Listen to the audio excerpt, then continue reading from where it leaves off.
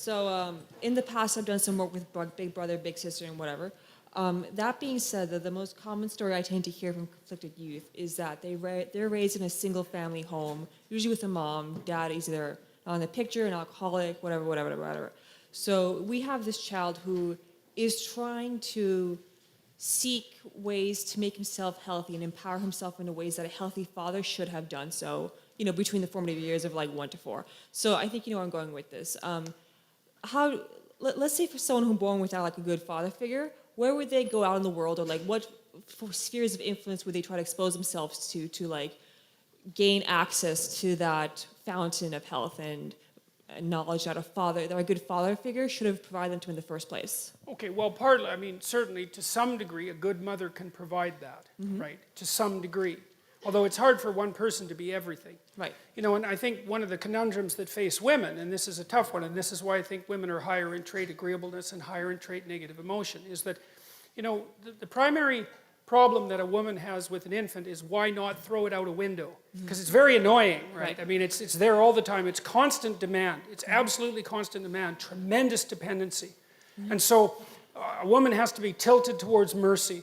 That's how it looks to me. Right. And especially it's so important during especially the first year when children are so unbelievably vulnerable. And so I think it's very difficult for women to be merciful like that and to make the shift to encouraging disciplinarian. I think that's a very difficult thing for people to do simultaneously. Although, people, I'm not saying that women are always only merciful and men are always only encouraging disciplinarians, but things do sort themselves out to some degree like that. And I think also the biochemical transformations that accompany pregnancy and childbirth and lactation also tilt a mother towards that as well. Because she has to really love that little thing, right? It's number one, no matter what it demands. And then telling it what to do and making sure it's behaving properly, that's a whole different issue. Now, but the kids who lack fathers, I mean, first of all, they can find that to some degree in their friends. Okay. And that's often what fatherless boys do in particular. They go into gangs. And they generate the missing masculinity in the gang. Well, that's not so good because, like, what the hell do they know? Yeah. They don't know anything, right? They're just stupid kids, and they're like 15 years old, and their testosterone is pumping, and they're trying to get the hell away from their mother, which is what they're supposed to do. And they're not in the right position to exercise any authority over themselves. So that's not good. They can find it in education. They can find it in books. They can find it in movies. They can find it in sports heroes and so forth, because the image of the father is fragmented and distributed among the community. Okay. But it's very, very difficult to not have a father. Right. And one of the things that we're doing in our society, which I think it's absolutely appalling, is that we're making the case that all families are equal. It's like, sorry, no, wrong. And there's no empirical data supporting that proposition, by the way. It's much better for kids to have two parents. Okay. Now, who those parents are, that's a whole different issue. But. Okay, and if I could just add one more thing. How would you answer that question to, let's say, a daughter who was raised without a father? Because she would obviously have different ways of finding those fragments of her missing father than, like, a boy would instead. Because obviously they're raised differently. At least they should have been. Well, I think it's the same issue, I mean, I think that another danger that emerges, and this is Freud's, of course, famous observation, is that, if there's mom and child, or father and child, that relationship can get a little closer than it should. Okay. And then the lines get blurry and mixed. And I'm not saying that happens to everyone, obviously, but it's still a danger that's inherent in the situation. They're thrust together too tightly without sufficient resources. Okay. And so the responsibility has to be distributed more. And I really do think that it's the sign of the degeneration of a society when single parenthood becomes anything approximating the norm. It's not a good idea. And part of the reason I believe that, and I think this has to do with the overwhelming selfishness of modern life, is that marriage isn't for the people who are married. It's for the children, obviously. And if you can't handle that, grow the hell up. No, I mean seriously. Yeah, okay. Seriously. Once you have kids, it is not about you. Period. Now, that doesn't mean it isn't about you at all. But that just seems so self-evident to me. I can't believe that anybody would even question it. Oh, it's been questioned. Oh, yes. Well, I'm certainly aware of that. Yes, it's questioned. It's almost illegal to question it now. Or illegal to make the set of propositions that I'm making. So that's the best I can do. Yeah, with no, that. that's excellent. Thank you. Okay.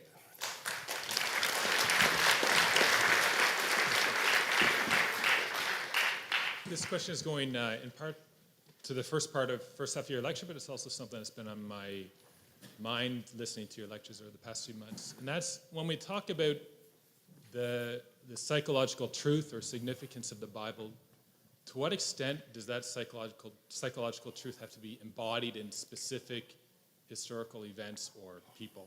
And so, for instance, the thing that's sort of been bugging on my mind is there's a part that St. Paul's talking about in the New Testament somewhere in one of his letters, and he's talking about the resurrection. And he says, if it didn't happen, then this whole thing is just meaningless. The faith is meaningless. Like for him, there had to be that embodiment of that historical person or event in that case. Well, the best answer I have to that at the moment is that I'm really happy that I'm not at that point yet in this lecture series.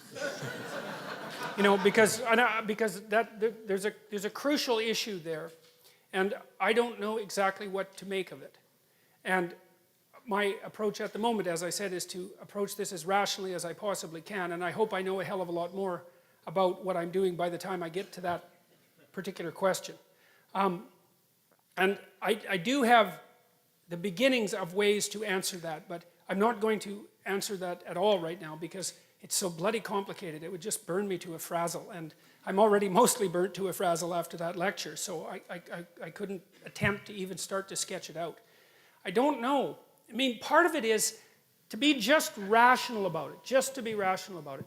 There is something about the idea that continual death and rebirth is a necessary precondition to proper human adaptation. Like every time you learn something new, that's important. Part of the stupid old you has to die. And sometimes that can be an awful lot of you. And in fact, it can be so much of you sometimes that you just die, right? You just can't handle it.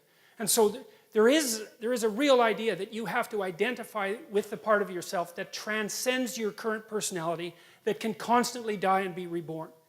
Now, then I could say, well, that means that all of this is psychological and symbolic. And that's the simplest answer. But I'm not satisfied with that answer, even though I think it's coherent and complete. Because the world's a very weird place, and there are things about it that we don't understand. So I can't go any farther than that at the moment. So, yeah.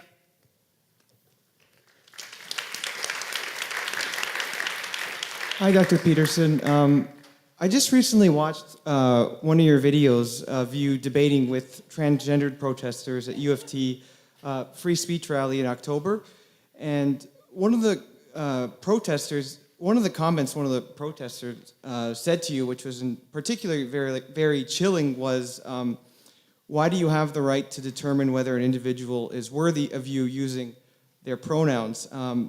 The scary thing to me is how common this type of view is among radical left-wing protesters on university campuses who feel they have the right to tell other people what they can think, what words they can use, and what speakers they can or cannot listen to.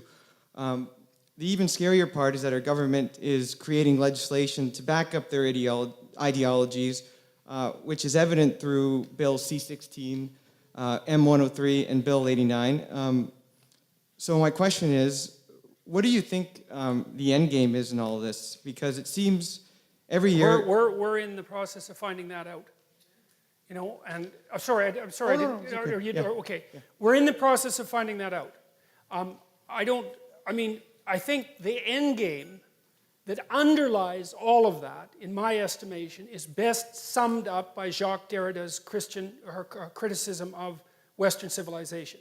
It's phallogocentric. Now, we've already talked about what the logos means, right? And so for Derrida, that was a sign of its utter, what would you call it? The utterly despicable, dominant nature of Western culture.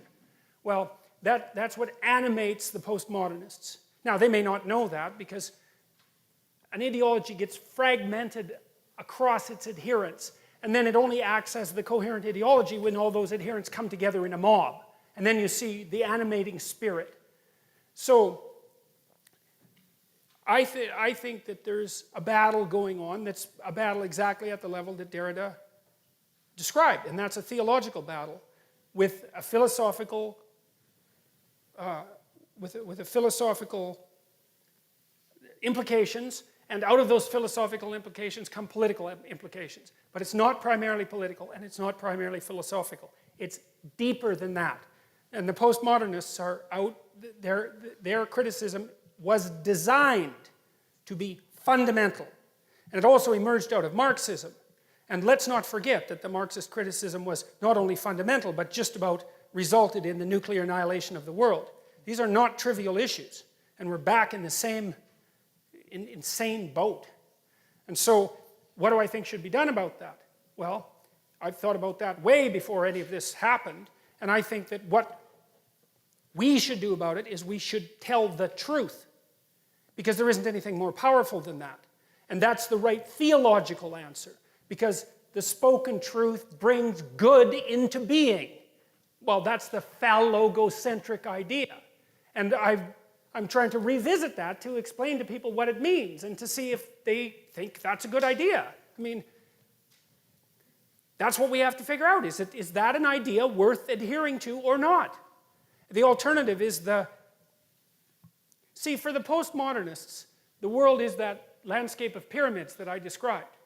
But there's no transcendent vision that's over above that. And all of those pyramids are equally valid, and it's a war of everyone against everyone. It's like the nightmare of Hobbes, Thomas Hobbes, except that it's not individuals, it's groups.